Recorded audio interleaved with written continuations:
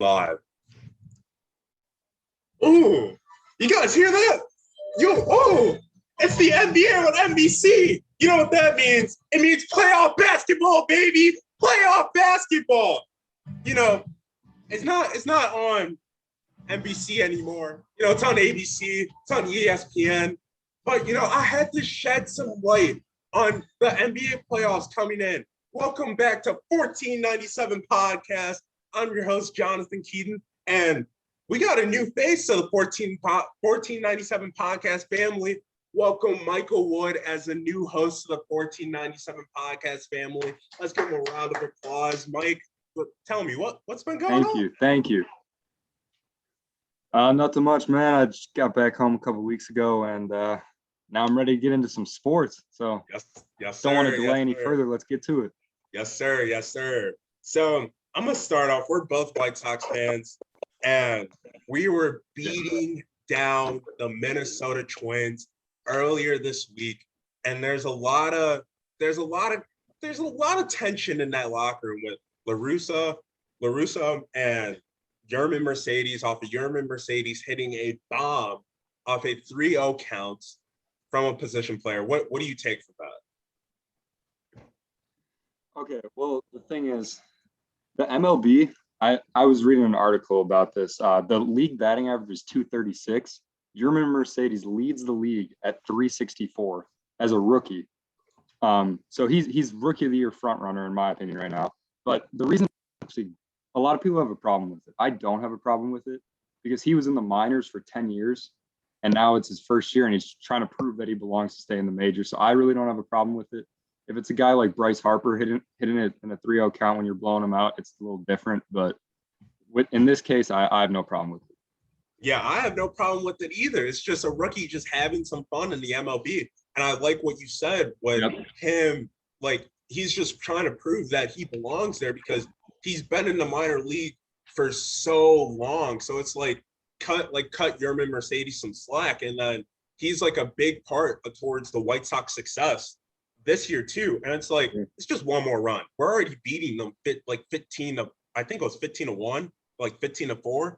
Like, yeah, it was a blowout. It was over, but yeah. It was just one home run. Like, why are you getting so mad? Like, let Yermin have some fun. But in other news, you know me, big KU basketball fan, and we just landed another transfer, Remy Martin, the guard out of Arizona State. I know you're a little fan of KU too, Mr. Wood. So what do you think about Remy Martin transferring to Kansas? Well, you look back at the tournament last year. What was Kansas lacking? But they were lacking a guy who could get a bucket. Remy Martin, two times he's averaged 20 points a game. 19.1, but we're going to round up to 20. So he's a 20-point per game guy. Coming to KU, I love it. I mean, I think he will be the star of the team. And I think it's a good move for Kansas and it's a good move for Remy. I think it's a great move for both parties as well because they're getting that guy that can score and get you points at the buckets, or I mean get you points in the paint and get you buckets every possession. And that's what Kansas was missing last year too. And on top of that, Kansas was really young last year. And with the Azubuike departing and Devin Dotson departing, I felt like that really hurt KU basketball. So having Remy Martin be where he's at in his career is just going to be very, very good on those young Kansas guys and Christian Braun too, because Christian Braun's getting up there in age. So I like the move, and Kansas has been making a lot of good moves this offseason too. So Kansas is going to be back on top 5 team. Hopefully KU can make a natty run. I really hope they can, because after that beatdown against USC, it still haunts me to this day. It's a haunting feeling. But I know, and everyone knows, you're a big LeBron guy. LeBron's your man. LeBron James, you're his man. So as we walk in to the NBA play-in tournament, take it away, because I know you were excited to talk about this. Lakers, Warriors last night. That's all you, Mike. That's all you. Well, what I realized last night is that the Lakers, I think, should still be the title favorite. I'm not really going to talk much about LeBron. I don't think he played that well. I've heard people say he did play well. The shot, I'm going to be honest. Um, that's a game winner. Don't get me wrong, but it was pretty lucky. I mean, he was fading away from 34 feet. You don't see people make that shot often unless you're Dame Lillard or the guy on the other side wearing number 30. But in that game, the Lakers' big three, Schroeder, AD, and LeBron, they were 4 for 20 something in the first half, and they were only down 13. If you're a big three shooting 4 for 20, anything, you should not be in a game. They should have lost. The Warriors don't have enough playmakers. They were relying on Steph making big shots. Wiggins played pretty well, and Draymond looked like the defensive player of the year. He won't win it, but he'll be a first team guy. Yeah, and he did look like a defensive player of the year. The way that he was playing Anthony Davis was absolutely phenomenal. And like that playoff game, that game alone just showed so much about the Warriors on how they're able to build off of Steph Curry and were able to pick off the load that Steph Curry was dropping off for them. Like Kent Bazemore was having a great game. Andrew Wiggins was having a great game. That bench, that whole team throughout the first half was going crazy. And I really thought they were going to win the game. It was one of the best Warriors games I've watched all season. And going back to what you said about the big three, AD, Dennis Schroeder, and LeBron, they shot 4 for 23, 14.3%. And that was the worst they ever shot as a big three that whole season. And only being down 13, to me, that's pretty damn impressive. That's pretty damn impressive that you're still in the game with your three main players still shooting like that. And with LeBron's shot at the end, it was a great shot. Like there's always luck with some great shots, but you got to call it like it is. It was a great shot. Caldwell Pope kicking it out, and he was just heaving it, and he hit that. He hit it, and I really like how the Lakers started playing in the second half too. So going into this Phoenix series, what are you expecting from the Lakers? All right. So I have all my predictions here. We're doing that later, correct? Yeah. All right. So I won't do my prediction here, but what I expect from the Lakers is depends on how they mesh with Andre Drummond, because that was LeBron's fourth game, I think, with Andre Drummond. And he was taken out of the game because he clogs the paint, and it makes it hard for LeBron to do what he likes, which is drive. So it depends. If he's in the game, stopping DeAndre Ayton, LeBron just got to figure out how to play his offense the same way. But if Andre Drummond, LeBron, AD, and Schroeder are all meshing, you just throw in one of the fifth guys off their bench. And I think they're a hard team to beat regardless. But Chris Paul, man, I mean, we've seen him. He almost knocked off the Spurs at one time. Back 10, that was 15 a long time ago. Yeah, long time. But he can get it done by himself. But this time he's not by himself. And it should be one of the best series, I think. Yeah, I think going off of what you just said, that's going to be a great series because I think they have the coach of the year that I think he should win coach of the year, but we'll get into that later.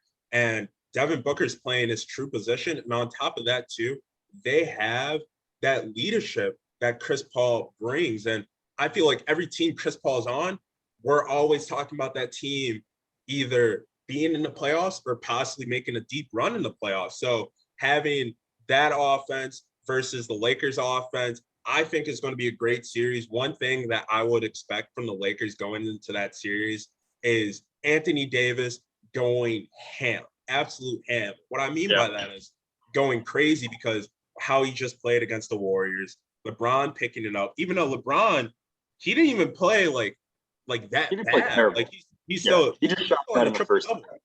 He won 22. He had 22, 11, and 10. But LeBron's going to play better.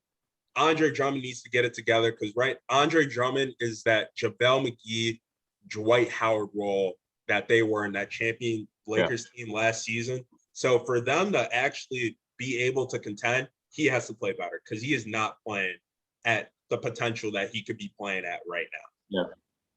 And on top of everything else too, Phoenix is a great, like, I know they're a young team, but I think they're a young team that will be able to get past some obstacles with CP3 there. But let's go into another game though, and let's go in to the Grizzlies and the San Antonio Spurs. I want to tell you something. Mike. And 45 consecutive, the Spurs won 45 consecutive seasons without having 2 seasons where they weren't in the playoffs. 2 back-to-back seasons that they weren't in the playoffs. Well, it's funny because I saw something of the nature, but I was thinking back to last year when they missed the playoffs. So I actually thought the Spurs were going to somehow make it into the playoffs. I thought Lakers would win and then the Warriors would lose and then lose to the Spurs. And they were down, felt like 30. I think it was 23, but yeah, I think Pop might do what Roy Williams at North Carolina did and might just hang him up after feeling like he can't adapt to today's game. But yeah, it's sad. I feel the same. I feel the same way because his team is just young and it's just not there yet. And I feel like what you just said, like it's hard to adapt to today's game because you have people like Dame Lillard and Steph Curry coming into the game like it's just normal now, and it's just a bunch of shooting. And I don't think like Spurs basketball was like built like around like the shooting era. And on top of that game too, they were shooting miserably throughout like that whole first half. And that's what really put them in that hole. They started to fight back, which is a good thing because every Greg Popovich team knows how to fight back in games. But another bad thing that the Spurs did, or a player, DeMar DeRozan, he was not himself against San Antonio. Against Dillon Brooks, put the clampers down on DeMar DeRozan. DeMar DeRozan against Dillon Brooks was 5 for 21. Oh my gosh. 5 for 21. And he was 35% from 3.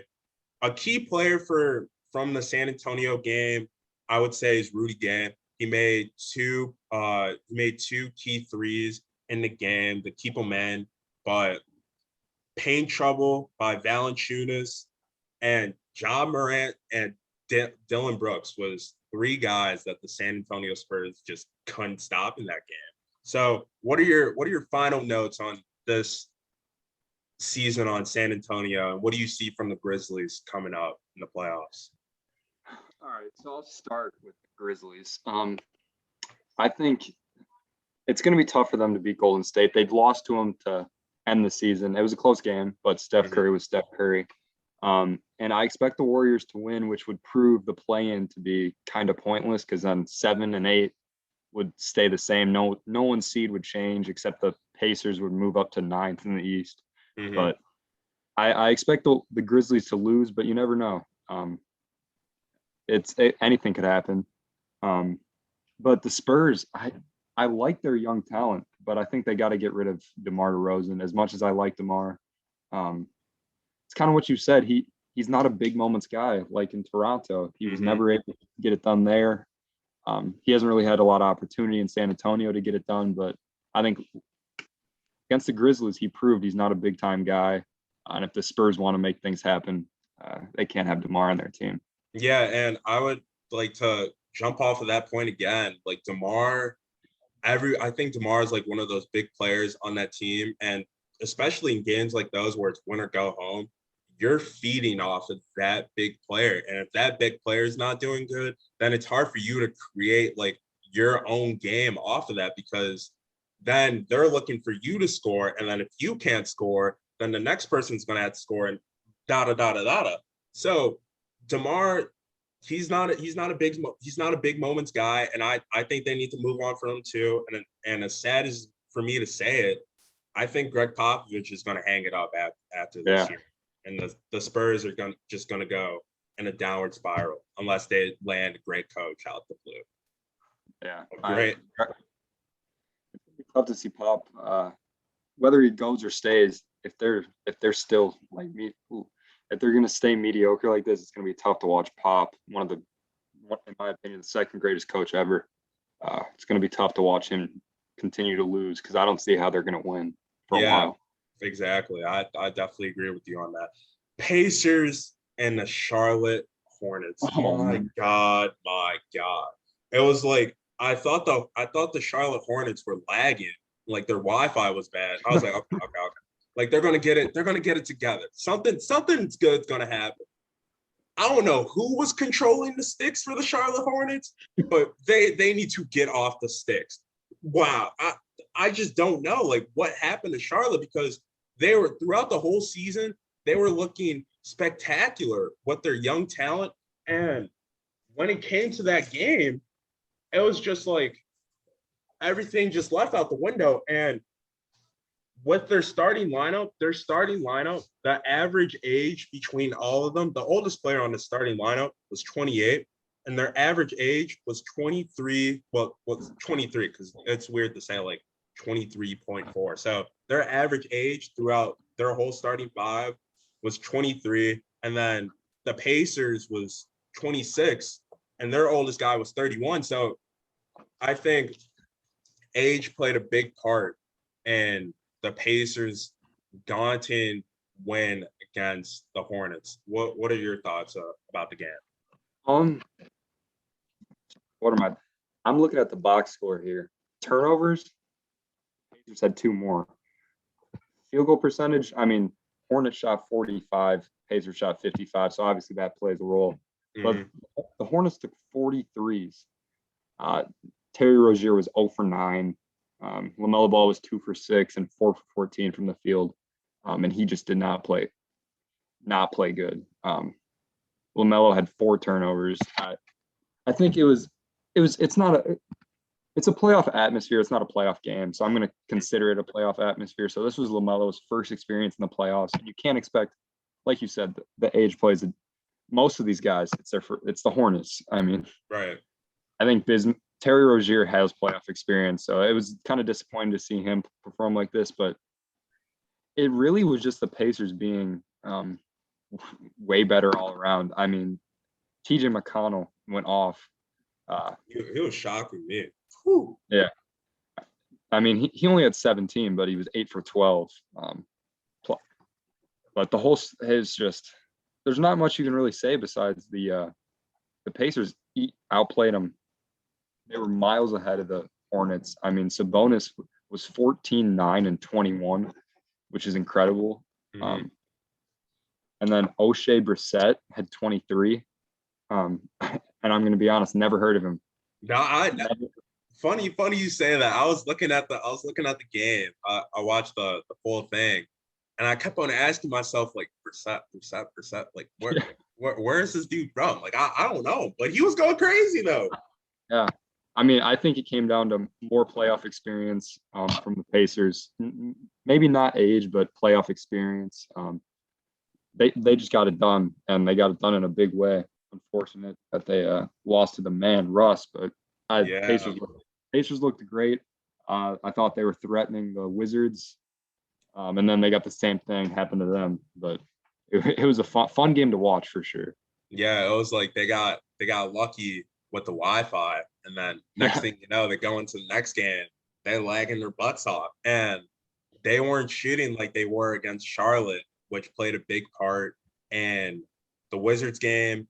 Also, Sabonis got into foul trouble early, and you can't have that, especially with Sabonis being your star player for the Pacers. But I really like their coach. I really like what the coach was saying to them in their huddles. So there's going to be a lot of good Indiana Pacers basketball in the upcoming future. And the game that's on right now, the Grizzlies and the Warriors. The preview for my preview for the Grizzlies and Warriors, the Warriors got to contain Valanciunas. If they don't contain Valanciunas, the paint, because the Grizzlies, I couldn't see who had the most points in the paint. Was the Grizzlies, but I couldn't see like what the numbers were.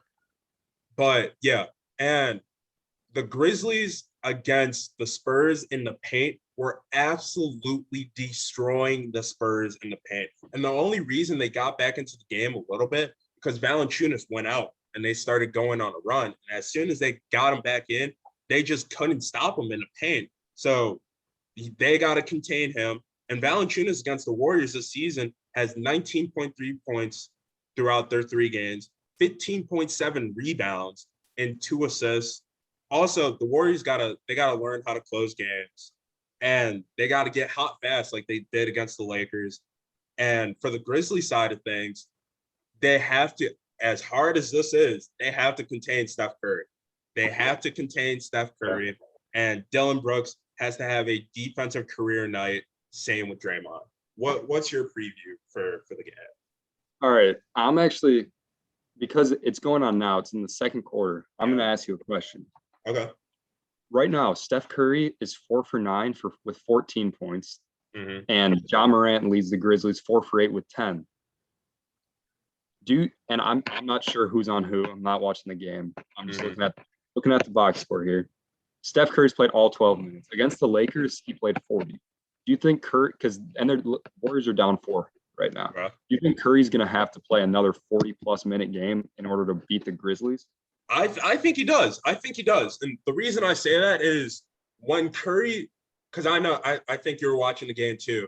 When Curry was out the game, that's when the Lakers started clicking on all horns, and they started coming back fast.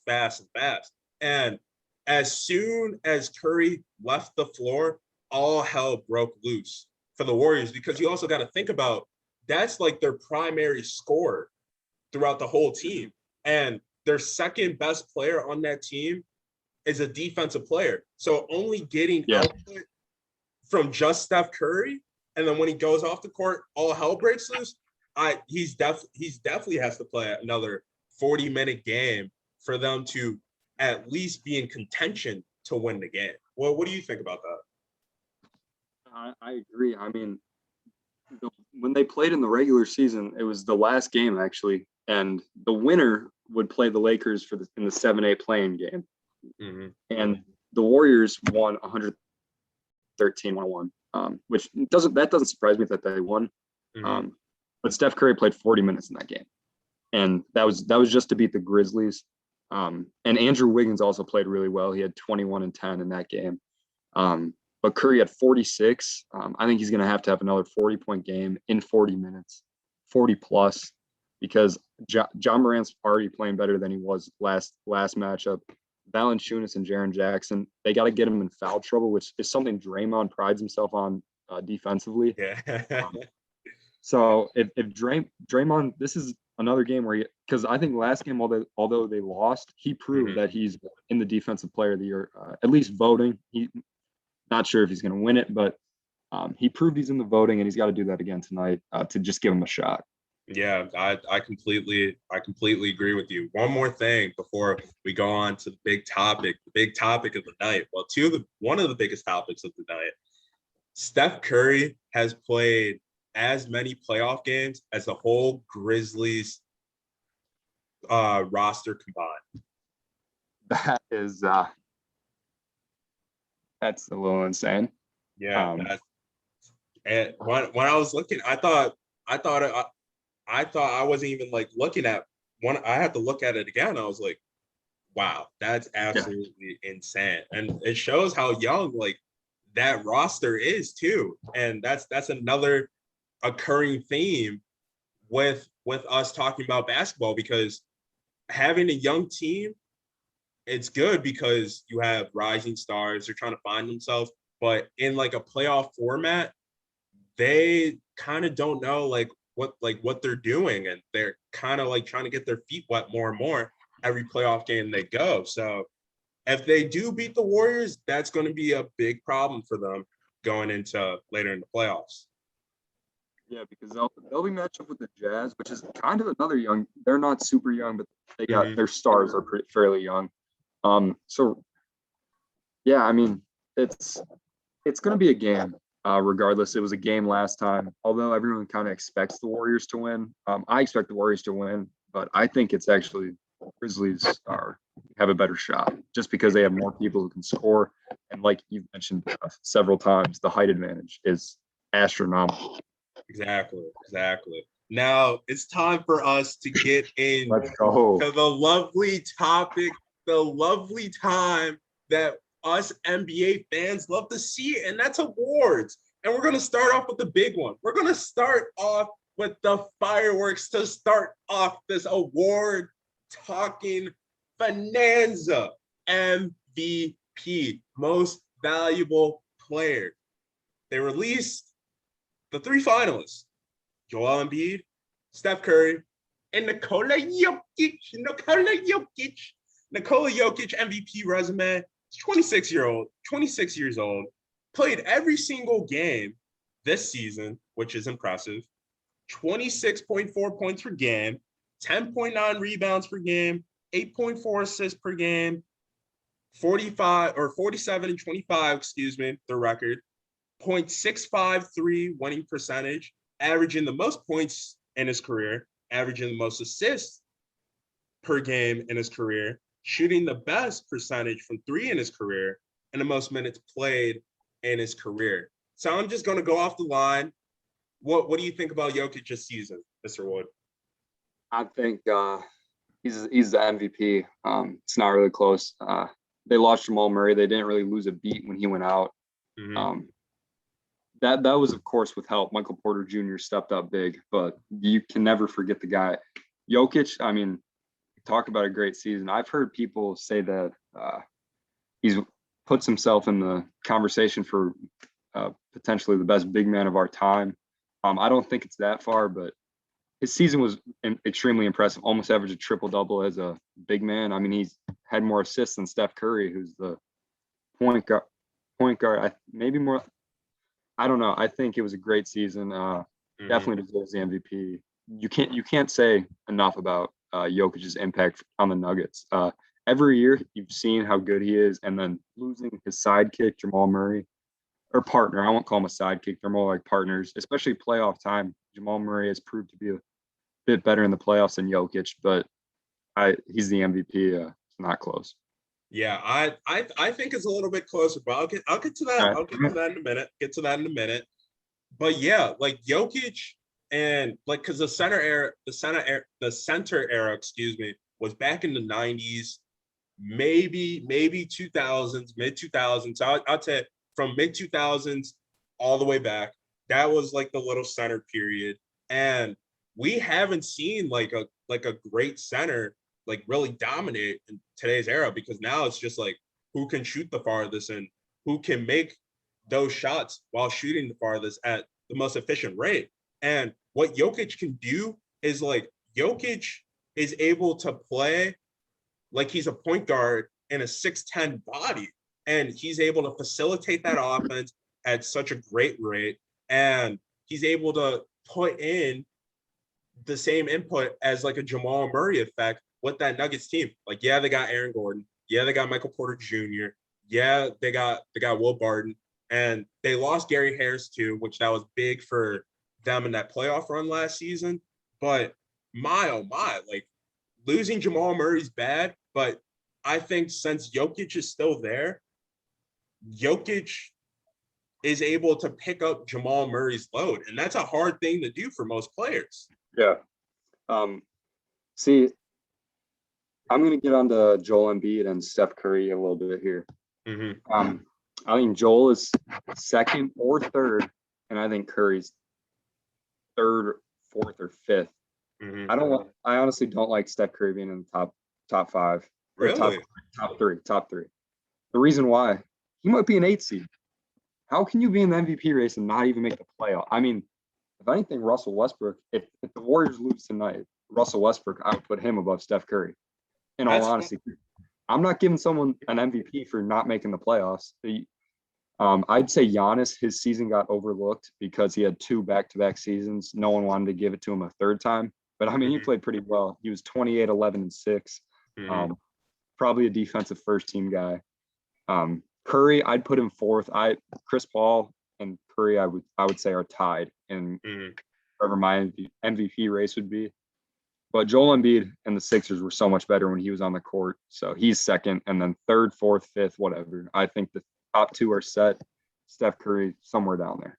Yeah, for me, I think Steph Curry should be MVP from what has occurred in these past few months. And what I was looking at earlier. So the previous year, without Steph Curry, the Warriors were 14-46 without Steph Curry last season. And then the games that Steph Curry did play last season, because he only played 5 or 6. No, Yes. he only played 5. He only played 5, and they were 1-4 with them.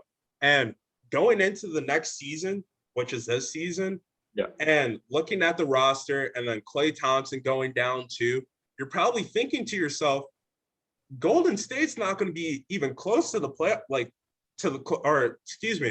they're not going to be close to playoff contention because they have the same roster minus D'Angelo Russell and a few others off that team. So it's like, okay, well, I don't think like they're going to be that good. And for Curry not to play that good in the beginning of the season to where he is now, averaging more points and more rebound and the most rebounds in his career and more points he did in both of his MVP type seasons. I think if you take Steph Curry off that team, because this is where the most valuable player comes in, if you take him off that team is absolutely terrible. And I don't want to shred on the other players because like they're NBA players. I'm just a guy who has a podcast talking about them. So it's like I don't want to like shred on them or anything, but I think they would be significantly worse without him on the court, and with them battling for the 8th seed right now. And if they are able to win with how he's playing, I would give it to him. If it's not to Jokic, give it to Curry. All right. I think if they make it in the 8th seed, I would 3rd. If they don't, that's the problem. Because I believe the vote's already in. I'm not positive. Mm-hmm. But if he were to make it in, I'd say give him 3rd. But the reason I can't give him higher is because we've seen guys like Russell Westbrook he's the lowest seed to win the MVP, which was 5. Mm-hmm. When he had his triple-double season. Steph Curry's going to be at 8 or 9. Don't get me wrong, great season, but Michael Jordan, when he was like when he was on the Bulls his first 3 years, he was averaging 30 points a game, and they were getting smoked in the playoffs. But he was clearly the best player in the league. Without him, they would have sucked. Mm-hmm. There's plenty of players where if you take them off, the team won't be very good. I don't know. I think you make a strong case. Without him, they have the 2nd pick. I would think without him, they would have the 2nd pick in this year's NBA draft. And that's what they had last year too. So he does prove he's pretty valuable in the truest sense of the award. Yes, he's the MVP. I agree with you. But in the NBA, the stats matter, the winning. Yeah. You got that. I think when you say most valuable, like actual value, he's the most valuable. But stats, record, all that goes into it. You have to give it to Jokic. Right. And because we talked about this a couple days ago, and with LeBron's team, when it was just him, like I think the way like the NBA votes is like the best player on like best team.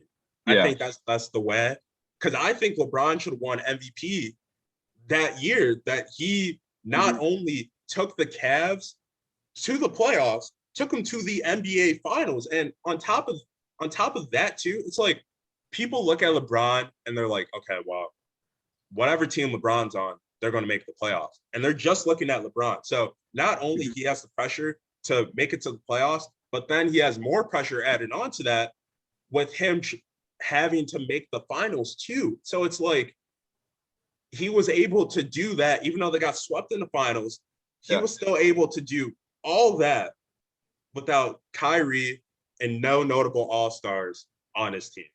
And that's the reason I bring that up, because like it reminds me of like Steph Curry's case, because like I said earlier in the show, Steph Curry doesn't have another notable like all-star that can score on his team too. So doing what he's doing is just impressive. It's absolutely impressive.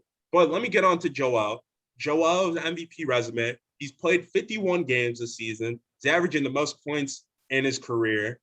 Most points in his career, 28.5. Most steals in his career, 1. Best free throw percentage in his career, 85%. Best field goal percentage in his career, 51.3. Best three-point percentage in his career, 37%. Best two-point percentage in his career, and he's averaging 28 and a half, 10.6 rebounds per game, and 2.8 assists. And the last person to win MVP that only played at least 50 games, Karl Malone, back in 1998, 1999 season, the lockout season. And before that, Bill Walton in the 1977-1978 season, where it was an 82-game season, and Bill Walton clocked in, he clocked in around like 52, maybe 53 games, so around that mark. Honestly, I would, if Joel played as many games as Jokic did, I would give the award to Joel. I would honestly give the award to Joel. But since he missed so much time, it's just like it knocks himself out the conversation. I hate to say that, but it's true, because he was injured, and other players were playing good while he was injured, and that goes into another conversation in a little bit. And the 76ers, without Joel Embiid this season, they were 10-11, 21 games without Joel, excuse me. They had 109.3 points per game, rebounds per game, 45.2, assists per game, 22.4, steals per game, 9.0, field goal percentage, 45.9, 3-point, 35%, free throw, 71.8%. Their win percentage was 47%. With Joel on the court, 47% skyrockets to 76%. They average 115.4 points, shoot better field goal, 3-point percentage, and free throw percentage by almost 8%. So, like I said, if he played more games, I would throw him in that conversation. All right, not the conversation. I'd give the MVP award to him. What'd you say the win percentage with him was? 76%. Which if he played every game, they're the best team in the league. Yeah. So that goes to your what you said, best player on the best team, which is why I would actually have no problem with Joel winning it. Mm-hmm. A little bit of it would irk me because he did miss 20 games, which is, I know there's the lockout, or not the lockout, the shortened season, but it was only short 10 games. So really, is it that much shorter? So missing 20 games is a lot of time to win the MVP. I mean, he definitely deserves to be in the top 3 votes. Yeah. But really, I can't see him winning. I don't even know if I see him beating Steph Curry, just because of the amount of time he missed and how Curry brought his team, a lifeless Warriors team, to the play-in tournament. Joel kind of, not that his team was great with him, like you said, 10-11, mm-hmm. but they were able to get by. Curry, the Warriors without Steph Curry, they couldn't do anything. They were not good. Transitioning to Curry, like Curry side of things, the Warriors without Curry's the Warriors without the Warriors without Steph Curry this season, their record is 2-7, and their win percentage was 22%. They average 104 points, or 104.9 points per game. Their field goal percentage was 43.9, 3-point was 37.6, free throw was 76.1%. Warriors with Steph Curry this season, 37-26, win percentage skyrockets too. That goes to 58%. They average 115 points, shoot the same three, better at the free throw, 78.8, and field goal percentage, 47.2. And I already went over his MVP resume. He's shooting better free throw percentage. I don't know if that said that in both his MVP type seasons. So in the literal award, it goes to him. But the way that the NBA goes, it goes to Jokic. But if it doesn't go to Jokic, I think it should go to Curry. I agree. I changed my mind from earlier. I kind of forgot about you changed my mind. Kind of forgot about the games that Embiid missed. So with the three that are provided for the MVP ballot, I would have Jokic, Curry, and then Embiid. If Curry were to win it, I think that would be good for the NBA because the person who actually fulfills MVP Mm-hmm. wins the award. But Jokic, this isn't a big thing to me, but PER, a Mm-hmm. player efficiency rating, Mm-hmm. Jokic's season would put him in top 10 all time. Which is, I mean, Curry's not there. Embiid, no one in the league is top 10 all time PER this season besides Mm-hmm. Jokic. So it's going to Jokic. I have no problem if people think it goes to Curry. Embiid missed too many games to win it. Yeah, yeah, I completely agree with that. And then going back to Russell Westbrook, and like, because I thought he could be MVP, and I really looked at it, I was like, wow, he's kind of doing it's like the same thing, like over and over and over again, which is like Yeah. fantastic because Yeah, impressive. yeah, like it's fantastic and it's hard for players to average a triple double for I'm pretty sure it's 4 straight seasons. But the Wizards without Westbrook this season, they were 4-3.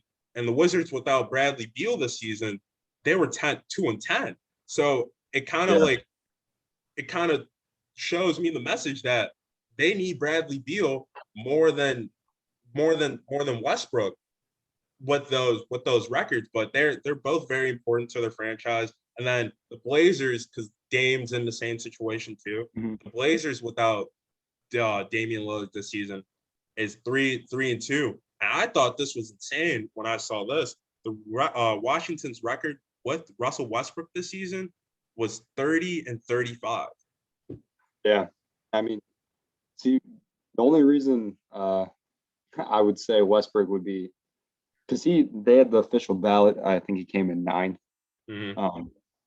The only reason is because they were worst team in the league, and then he was able to keep them a little bit under 500. He didn't do anything like Curry did, where he brought them from terrible to not so terrible. I mean, he did do that. Mm-hmm. They're not so terrible, but he's not the MVP. He's top 10. I'd give him top 10, but yeah, I'd give him top 10 too. He might not even be the MVP of his team in reality. It's just his numbers are so much more impressive than Bradley Beal's. Yeah. But yeah, he shouldn't seriously be considered as an MVP, but he had a great season. Yeah, I definitely agree. And topping Big O's, aka Oscar Robinson's triple-double record. Hey, shout out Angelo Eckler. He's a big Russell Westbrook guy. He turned me into a Russell. Holy, I can't talk right now. Russell Westbrook guy as well. Because like how can you hate the guy? Like, how can you hate him? Especially like his smile too. Like he puts a smile on my face. Yep. But it's time to go in to bold predictions and talk about the playoff matchups. I don't want to start with the 76ers and the Washington Wizards. I'm going to go out on a limb. I'm probably the only person that thinks this. I'm going to be Charles Barkley with this guarantee. Ooh. Wizards are beating the Philadelphia 76ers first round to advance to the second round. And let me tell you why. Philadelphia is a great regular season team. Absolutely great regular season team. But when it comes to the playoffs, I feel like there's some imposters on that team. I feel like Joel is completely lost in this deserted land, and he just comes back when the regular season starts. No disrespect to Joel Embiid or anything, but Joel, Ben Simmons, they don't play good when it comes to playoff time. And playoff time is when it actually matters because you need to advance to the next round to hold that lovely NBA Finals trophy. In the past couple years, too, the 76ers lost in the Eastern Conference Finals to the Celtics in 5, lost to the Eastern Conference Finals to Toronto in 7, and lost in the first round, swept by the Celtics. So out of those past 3 playoff runs, they haven't even made it out the second round. So it's like, I don't know. Unless they prove something to me and Joel actually shows up in his actual body, I'm taking the Wizards. I'm taking the Wizards in 6. All right, I'm gonna be quick with these predictions. Philly, here's what I have: Philly wins series in no more than 6, Okay. unless this is a tall task. Mhm. I did a little math to calculate what would be needed. Russell Westbrook, unless this happens, Philly's winning in 4, 5, or 6. Mhm. Westbrook shoots over 42% and under 4.5 turnovers. If that happens, we are going to 7, or the Wizards are winning. Because if Westbrook is shooting well for his standards and not turning the ball over, it's Wizards, or Sixers and 7. All right, that's what I got for that one. Okay.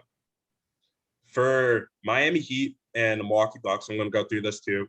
Jimmy Butler is the heart and soul of that Miami Heat team. We saw that last year. We're seeing that now again this year. Shooting. That team is probably one of the deepest teams with shooting in the league. And they play damn good defense and have one of the defensive player of the year nominees on their team. And Milwaukee's in the same category too. When it comes to playoff time, is it the Milwaukee Bucks or is it someone else? Because I don't know if Milwaukee's going to show up during the playoffs, because they haven't. And the only time that they won and got far in the playoffs is when they had a true point guard. So Drew Holiday maybe will help, but I don't know. Miami's kind of hot right now. No pun intended. All right. I got win. Don't know. I'm not going to make a pick for this series, but I'm saying the winner of this series is your Eastern Conference champion. Ooh. The winner of this series is going to the NBA Finals. That's what I got. Ooh. The Bucks. This is the best team the Bucks have constructed. A little shaky on 3-point shooting, but playoffs is about defense. These are the 2 best defensive teams in the East. One of them's coming out of the East. Whoever wins, it's going to 7 though. New York Knicks. New York. Atlanta Hawks, baby. You know, I was getting into my New York Knicks element earlier today. And I'm sorry to say this, Knicks fan. So if you're listening, I'm just sorry. But Patrick Ewing, double team at the top of the key, shakes out of the double team, dribbles. He lays it up. It's going in. It hits the front iron and he misses. Patrick Ewing misses. Indiana Pacers move on in the NBA Eastern Conference playoffs. That's the last time like the Knicks were actually like, I know they made the playoffs past that point, but that was the actual time like the Knicks were a truly good Knicks team, because every single year you saw the Knicks in the playoffs. When they were in the playoffs with like Carmelo Anthony, Amon Shumpert, J.R. Smith, like they were good. Like they could score. They have the athleticism, but I don't think they were as good as that 90s Knicks era. So, but going into my pick, Knicks versus Hawks, this is going to be a big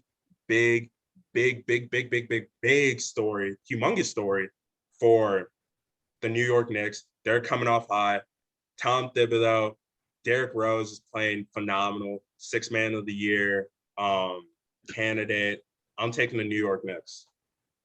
I'll also pick the New York Knicks. I'm picking the New York Knicks to go up in the series 3-1. And then they're going to win it. They're going to win it either in 5, 6, or 7. Knicks are winning it. But they're going to go 3-1. I don't see the Hawks really being able to win more than 1. It's going to be the first game in Atlanta. So it's going to be 2-1. Knicks are going to win 3-1. Go to Atlanta, and then you never know. But the Knicks are actually the best defensive team in the East, technically. Like I was talking about that, but I don't think they have the offense. They have the combination of the offense and defense that the Bucks and the Heat have. I do see them winning this series, though. I do too. I'm excited. I'm excited for you guys, Knicks fans. I'm excited. Like I felt the same way with my Bills. I felt the same way, so I know how that feels. Brooklyn Nets, Boston Celtics. I'm gonna say this: Boston Celtics are inconsistent. Nets in 5. I have the exact same thing. Nets in 5. Then we move on to the Western Conference. Clippers and Mavs. Clippers blew a 3-1 lead. I think it was either to the Mavs or the Nuggets last season, Clippers and the Kawhi pandemic P era, they haven't looked good. And then they have Doc Rivers too, which I like. Doc Rivers hasn't, or no, not Doc Rivers, Tyronn Lue. Tyronn Lue, Yeah, Tyronn Lue. So I think that will make a change, but I think Dallas pulls off the series. You think Dallas? Yeah, I think if KP can stay healthy throughout this series and the way that Luka's been playing this year, I think Dallas can beat the Clippers. All right, the Clippers were ducking the Lakers at the end of this regular season. They really were. They really were. But so that makes me a little like, and they all said like, we're not afraid of anybody. What else? You're not supposed to say, oh yeah, we're afraid, but they're a little afraid of the Lakers, which is weird considering how they played against the Warriors. But that's the point. I have Clippers in 5. Let me correct. I have Clippers should win in 5. Mm-hmm. But I think it's going to be Mavs in 6 or 7. That's just because playoff P. His history in the playoffs has not been good since his injury. And their matchup last postseason lacked Kristaps Porzingis. If they would have had Kristaps, you never know, the Mavs probably would have won. So yeah, Mavs in 6 or 7. Nuggets and Trailblazers. This is probably one of my favorite matchups. Looking at it, because Dame versus Jokic, two phenomenal players. Great is not a good enough adjective to use in that situation. To be honest with you, I'm in loss of words. I don't even know who's going to win this series. It's going to be a damn good series. Man, I spent more time than I should have on this series. The reason why, I mean, you said you don't know who's going to win it. I got Blazers in 5. Blazers in 5? Whoa! Jokic won't do his MVP Jazz stuff on Big Nurk. And the Nuggets can't stop Dame or CJ, the best backcourt in the league. Second best behind Kyrie and Harden, but best backcourt in the league. They can't stop them. Jokic will play pretty good, but Nurkic is going to be able to match him for somewhat. Blazers in 5.